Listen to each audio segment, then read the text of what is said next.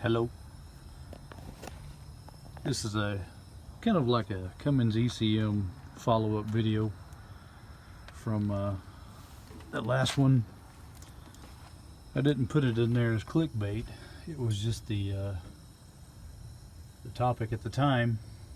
I'm showing you a picture or video of the starter area, and back in there with the harness area down the frame rail here. Steer tires right here. This is a Cummins N14, and it's got it's a 2000 model. Nothing wrong with Cummins. You see see that red wire down there? That's actually a ground wire. I had to put that on as an emergency, so I got it taped off on the other end so people know it's a ground. But right above that's this box. It's an ECM right here. There's nothing wrong with the ECM. I was in a follow-up video to tell you that after all this time and many of current and former mechanics where I work at playing around with this area down here by the starter, every time I come in and say, oh, I've got a wire loose, or I see sparks, they would tighten something up, or try to say it's you just got dirty wires and connected here and here and here. They did pretty good, but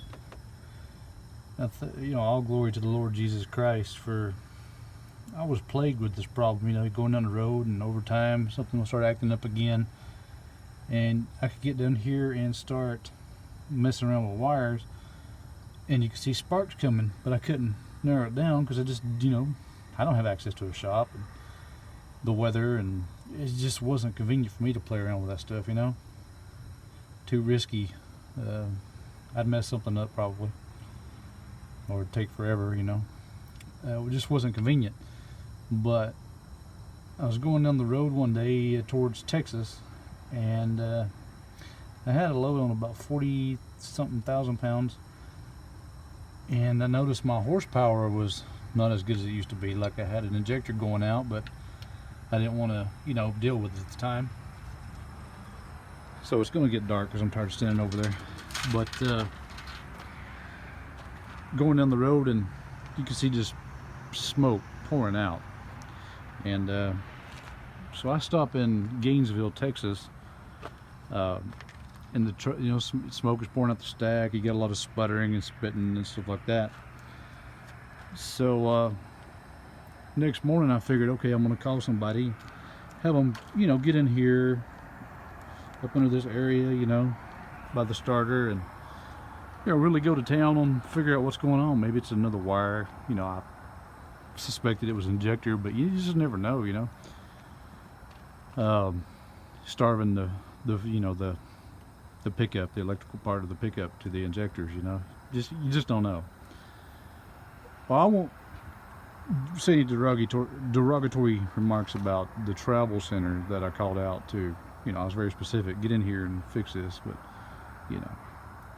so I wound up being connected by the shop guy in Gainesville. There's a shop guy down there, and he told me to go see his friend. But first he sent me to Inland for a free analysis. So they definitely found some injectors up there, a quick cut off. So anyway, I went to see his friend over in Crum. That's K-R-U-M, Texas. It's just west of Denton. Just west of also the Inland place. I can't see anything bad about them. And I went over to see his friend in Crum that mainly handles transmission stuff. His friend says it sounds like a wiring problem or an injector. He sent me 1.5 miles down the road to a place called MT Truck Sales and Service, I think it's called, but it's definitely MT there in Crum, K-R-U-M, Texas. And let me tell you, I highly recommend this shop. It's ran by a gentleman named Coleman, and this was like 2:30 in the afternoon, and he told me to come back 7 a.m. and they get started. So I was bobtailing, because when you're bobtailing you can get a lot of stuff done. I show up at 7 o'clock. They get, they get right on it, right? I go wait in their comfortable waiting area. Before noon, I walk us, you know, I said, can I walk out there? You gotta wear your safety vest and stuff like that for insurance purposes, of course. It's outside, but this little guy, his name is Ray. He had this off, he had that off, he had this off, he had the side step off. He was really in there, man. He's putting stuff back together. I was like, what's going on, Ray? Yeah, it's just about to finish up, man. He even fixed the starter wire. I had a starter, my switch wire came off down there when you start the truck with the key, and apparently I put it, I was in the middle of nowhere, and I thought it come off the, you know, this one post. It's supposed to go on this post, but he got up in here and found out where it was at and says, hey man, you know, I'm like, Ray, you're godsend. But it was like I was, these things happen for a reason, you know, they say that. I hate this, they happen for a reason, but it's just, I wasn't not supposed to be there. And it's just the way things happen. Got that all fixed up, truck started right up, no problem. Every time I hit a bump now, everything's secured, no glitches. But I did have to have 2 injectors replaced. That was definitely the problem that got me to stop where I stopped at the time. And I didn't even know that place existed. MT Truck Sales and Service there in Crum. Just go west about a couple miles from the inland there, 471 exit. Turn left on one of them roads. I'll let you look it up. But I'm very satisfied with what has happened. I just want to reiterate that a lot of mechanics that try to do good do a lot of damage. Mainly the shade tree mechanics and people that put stuff back together. And you know, when you take it to a professional, it's always the ECM, you know, because wiring's been redone and they can't figure it out. The first thing they go to is Occam's razor, you know. Well, it's got to be the ECM because we can't connect to it, or who wants to trace down a wire all day, you know. But that little guy did. It was amazing. I just told him, hey, I've got problems down here. I see sparks when I'm jiggle and hit a bump and stuff cuts out. Man, he got in there and did a thorough job. I'm very impressed with where the Lord Jesus Christ sent me to. But it's just a, like I said, for the Cummins guys, I'm going to title this Cummins. You know, this is no bashing Cummins. Cummins has been good to us here in Oklahoma City area. It's just when you're trying to take something from one shop to another, and then try to get the dealers to deal with it, you know, it's very, very complicated process. So for the drivers out there, or owner operators or company people, you really got to have a good head on your shoulders so that you can narrow it down, make it easy for the maintenance people.